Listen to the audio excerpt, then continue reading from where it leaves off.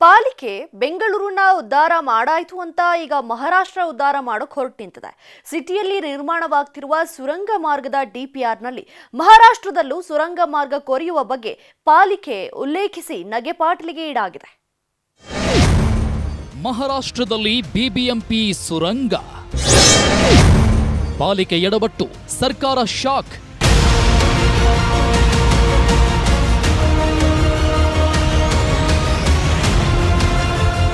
ಬೆಂಗಳೂರನ್ನೇ brand ಮಾಡಿಬಿಡ್ತೀವಿ, 4 ದಿಕ್ಕಲ್ಲೂ ಸುರಂಗ ಮಾರ್ಗ ನಿರ್ಮಾಣ ಮಾಡಿ ಮಾಯಾನಗರಿ ಮಾಡ್ತೀವಿ, ಗುಂಡಿ ಮುಚ್ಚಿ ಹೈಟೆಕ್ ಸಿಟಿ ಮಾಡೇ ಮಾಡ್ತೀವಿ ಅನ್ನೋದು ಪಾಲಿಕೆ ಶಪಥ.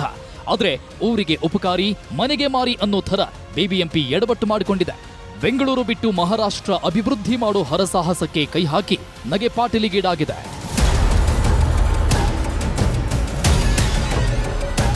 ರಾಜಧಾನಿಯ 4 ದಿಕ್ಕುಗಳನ್ನ ಸಂಪರ್ಕ ಮಾಡುವಂತೆ ಸುರಂಗ ಮಾರ್ಗ ನಿರ್ಮಾಣಕ್ಕೆ ಕೈ ಹಾಕಿದೆ ಪಾಲಿಕೆ. ಹೀಗಾಗಿ ಇತ್ತೀಚೆಗಷ್ಟೇ ರೆಡಾಕ್ಸ್ ಸಂಸ್ಥೆಗೆ ಕಾರ್ಯ ಸಾಧ್ಯತೆ ವರದಿ ನಿರ್ಮಿಸುವಂತೆ ಗುತ್ತಿಗೆ ನೀಡಿತ್ತು.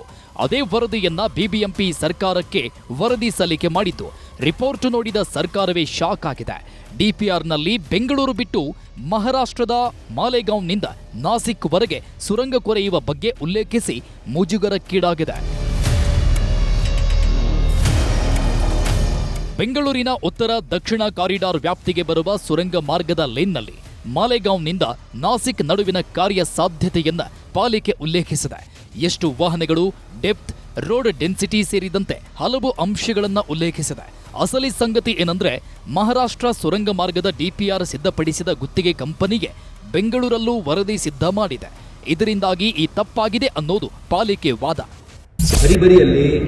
ಎಕ್ಸಿಕ್ಯೂಟಿವ್ ಸಮರಿ ಟೇಬಲ್ 15 ನಲ್ಲಿ ತಪ್ಪಾಗಿ ಬಿದ್ದಿದೆ. ಒಳಗೆ ಎಲ್ಲ ಚಾಪ್ಟರ್ಸ್ ಕನ್ಸಿಸ್ಟೆಂಟ್ ಇದೆ.